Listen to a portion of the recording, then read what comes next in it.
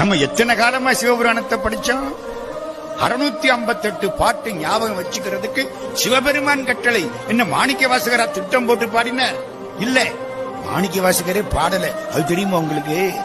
சிவபெருமான் பாடினார், மாணிக்க வாசகர் வாயசிச்சார். இல்லன்னா திருவாசகம் இப்படி இருக்குமா இன்னைக்கு? அது மனுஷன் பாடினது இல்ல, அது கடவுள் பாடினது.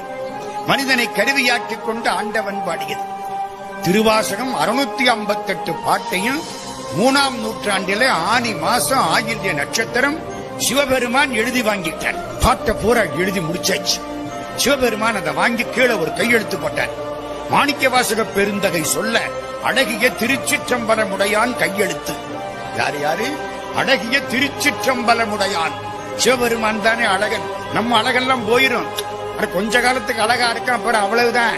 கருப்பா இருக்கிறது ஒரு நாளைக்கு என்ன ஆயிரும்? வெளுத்து போயிரும், முதுகு கூனி போயிரும். வேல்கண் வேல்கண்